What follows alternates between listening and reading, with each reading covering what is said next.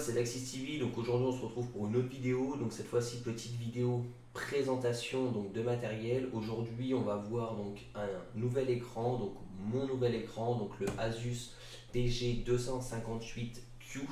Donc écran typé gamer e-sport. Donc en termes de particularité, donc c'est un écran 25 pouces, donc 24 pouces 5 pour être précis.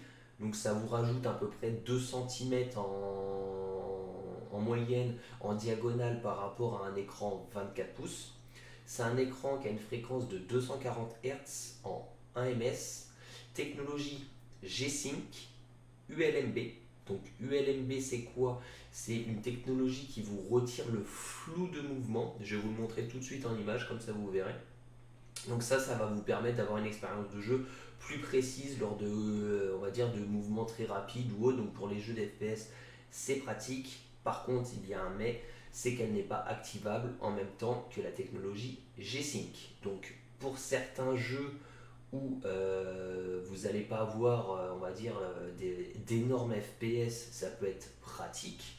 Par contre, pour moi, qui va chercher clairement, entre guillemets, la fluidité extrême, je préfère activer la G-Sync, sachant que je joue principalement sur du PUBG et que c'est vrai qu'il y a beaucoup de déchirement d'image, donc je préfère utiliser la G-Sync pour ça. Ensuite, la particularité aussi, je vais revenir sur l'ULMB, c'est que de base, l'ULMB, on va dire, on a cette technologie-là sur la plupart des écrans qui ont le G-Sync. C'est-à-dire si vous n'avez pas de G-Sync, vous ne pouvez déjà pas avoir cette technologie. De base, cette technologie-là a été bridée à 120 fps. Ça veut dire que tous les écrans, même si vous avez des écrans 144, 180 Hz, le fait d'activer la fonction ULMB redescendait entre guillemets votre fréquence à 120 Hz. Sur le Asus, c'est différent parce que c'est le seul actuellement qui peut proposer cette fonctionnalité avec 144 Hz. Donc c'est un petit peu mieux, une image encore un peu plus fluide, mais voilà. Ensuite, sur l'écran, la particularité aussi que vous pouvez avoir, c'est que vous avez déjà 6 profils prédéfinis, donc un peu comme maintenant la plupart des constructeurs. Donc le profil cinéma, le profil paysage, le profil FPS, RPG, et ainsi de suite, l'amplificateur de couleur avec la fonction RGB. Voilà, donc vous avez tout ça. Autre par contre fonctionnalité que vous avez en plus, donc qui peut servir pour certains, c'est que vous avez entre guillemets des fonctions, donc vous pouvez intégrer un viseur, donc vous pouvez mettre un viseur au milieu de l'écran, donc personnellement moi je ne l'utilise pas, ça ne me sert à rien. Par contre, vous avez aussi la fonction timer, c'est-à-dire que vous pouvez paramétrer différents timers, donc ça peut être pratique sur certains jeux comme Counter-Strike.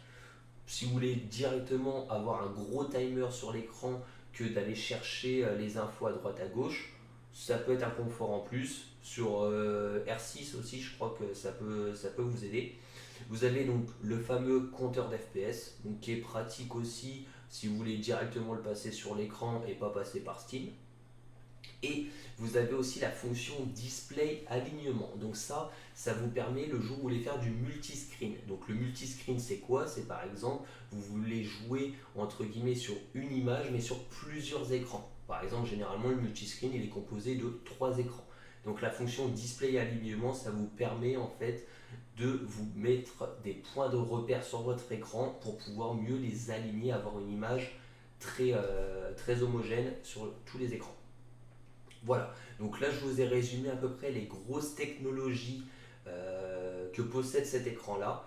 Maintenant on va aller voir ensemble donc tout simplement la présentation de l'écran. La particularité aussi c'est que vous pouvez donc régler dans tous les sens. Ça veut dire vous pouvez le régler et en hauteur comme ceci. Vous pouvez aussi donc le pivoter donc, comme la plupart des écrans, l'incliner. Et vous pouvez aussi, donc après bon ça généralement on s'en sert beaucoup moins, mais vous pouvez aussi le mettre en format portrait. Donc après généralement on ça sur des écrans typés gamer, clairement je vois pas l'intérêt, ça on s'en sert plutôt sur les écrans basiques et par exemple en stream on va mettre son chat dessus. Là clairement sur ça, bon après ils l'ont mis quand même. Au point de vue finition, donc c'est un écran qui est vraiment très bien fini. Donc vous avez un pied qui est en métal, donc pas en plastique ou en PVC sur certaines marques, donc vraiment un pied très costaud. Même la finition de l'écran, c'est vraiment c'est sobre. Vous avez des petites touches entre guillemets de relief, des petites touches gamer en fait sur l'écran à l'arrière. Je sais pas si vous pouvez le voir. Même le pied, vous allez avoir des touches et vous verrez, vous aurez la particularité quand on le branchera, c'est qu'en fait vous avez une sorte de pastille en dessous. Je sais pas si vous voyez, donc en fait c'est le logo Asus. Et en fait vous allez avoir une lumière rouge qui va refléter en fait sur votre bureau. Et la pastille, vous avez des pastilles transparentes qui sont fournies avec l'écran et vous pouvez le changer en fait. Vous pouvez créer votre logo et mettre ce que vous voulez. Bon après c'est un gadget, hein, clairement. C'est pas ça qui va vous faire avoir plus de kills ou faire un top 1 sur Fortnite. Ensuite, en termes de connectique, donc vous allez avoir un DisplayPort donc à utiliser surtout pour le PC puisque c'est le seul port entre guillemets qui va vous permettre d'atteindre les 240 Hz. Ensuite, un HDMI, donc cette fois-ci qui peut être pratique si vous avez une console à côté par exemple, donc vous avez quand même un port HDMI. Après, vous allez avoir un USB typé imprimante, donc personnellement pour le moment je vois pas à quoi il sert. Clairement, on s'en sert quasiment pas. Vous pouvez avoir donc deux USB 3, donc cette fois-ci une petite fonctionnalité en plus, pratique si vous voulez brancher des téléphones, mettre une clé USB ou autre. C'est toujours un plus, ça vous évite si vous êtes saturé en USB sur votre PC. Ensuite, vous allez avoir le port pour l'alimentation du PC tout simplement, et puis le port jack 3.5 classique. Connectiques fournis, bon, je vais vous les présenter rapidement, mais bon, ça va aller très vite. Donc vous avez les connectiques type alimentation, donc avec le transfo Asus directement. Ensuite, vous allez avoir donc l'USB typé imprimante. Bon, personnellement, je sais pas quoi il sert. Vous allez avoir un HDMI et forcément le port DisplayPort. Et dernier point, ils vous fournissent le cache. Donc l'avantage du cache entre guillemets, donc on va le positionner, c'est qu'en fait, c'est vrai qu'on ne voit plus ces connectiques. Ça veut dire que là derrière l'écran, clairement, si je vous remonte l'écran, hop, là on est sur derrière l'écran, donc en fait on ne voit pas du tout ces connectiques. Donc ta connectique en fait elle va redescendre ici, et là tu as un trou ici. Donc en fait tu fais passer tous tes câbles à l'intérieur et ça ressort par l'arrière. Donc c'est un petit plus on va dire pour ton câble management. Mais bon voilà, après voilà, encore une fois c'est que des détails. Voilà, donc là je viens de brancher l'écran et je viens de finir mes réglages. Donc pour ça je me suis mis en mode entraînement dans PUBG, c'est le plus simple, au moins t'es tranquille. C'est le jeu principal auquel je joue. Donc au moins je règle toujours mes écrans par rapport à ce jeu là. Alors ensuite, pour les côtés esthétiques, je vous montre tout de suite. Donc, hop, la petite photo donc avec le petit logo rouge en dessous de l'écran qui est très sympathique. On peut régler la luminosité. Donc là, il est au maximum, mais on peut réduire. Donc personnellement, moi, je le réduis au minimum. J'aime bien l'avoir, le logo, mais je préfère le réduire au minimum parce que sinon, ça me saute aux yeux. C'est-à-dire que quand je regarde mon écran, j'ai cette couleur rouge vif en dessous de l'écran et moi, ça me dérange un peu. Clavier mécanique, c'est pareil. Je suis rouge, mais je suis au minimum. Alors, sinon, mes premiers ressentis, clairement choqué par la fluidité. La fluidité, je passe donc d'un écran BenQ, le XL2411P au Asus. Pour le moment, mon premier avis, c'est quoi? J'ai l'impression que c'est beaucoup plus fluide. L'image, bon, vous le verrez peut-être pas trop à l'écran parce que vous êtes sur du 60 Hz sur la carte d'acquisition. Mais moi, clairement, là, j'ai une grosse config. Je suis à 220 FPS là à peu près. Bon, des fois, j'ai des petites chutes à 180, mais grosso modo, donc je tourne à 200 Hz.